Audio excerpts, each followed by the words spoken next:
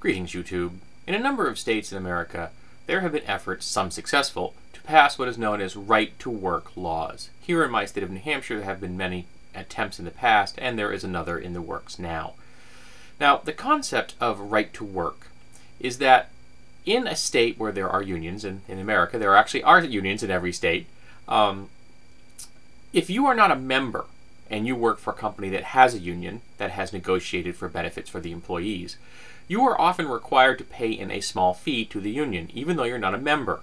It is not a full payment if you had been a member, but you still have to pay a small fee because you are benefiting from the negotiation efforts of that union, even though you are not a member of it. You benefit because they did all the hard work to make sure that you have breaks and sick time and insurance and good pay and all the other benefits that come to Americans through organized labor. And let's not kid ourselves. Organized labor is what made the middle class a success in America. It is organized labor that made America great. It is not corporate overlords that made America great. The robber barons of the 19th century did not help America in the least. They did not build a foundation for the middle class. It was organized labor that did that. So in states where right-to-work laws are put into place, and this is another one of those political speak concepts, that those George Orwellian terms, because it's not about the right to work, it's about the right to work for less. Because what it says is if this law passes, as some have, that means that you don't have to pay that fee to the union, which means the union gets less funding, and yet the people who are not paying the union are still benefiting from the union's work. This law means that unions are doing work for free by state mandate. That doesn't seem really American now, does it?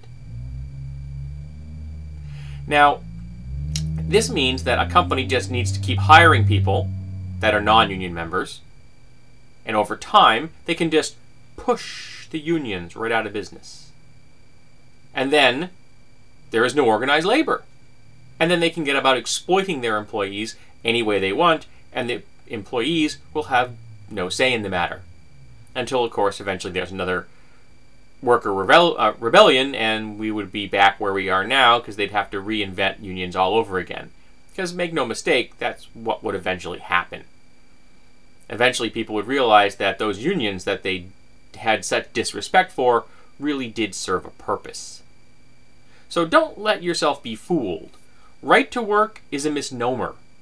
It is a right to work for less, about allowing yourself to be made powerless by the corporate overlords that want nothing to do but exploit you for every single minute of your life, every ounce of effort that they can squeeze out of you until you are used up and they can throw you away. Because that's what you are, nothing but a resource to them. And resources are consumed.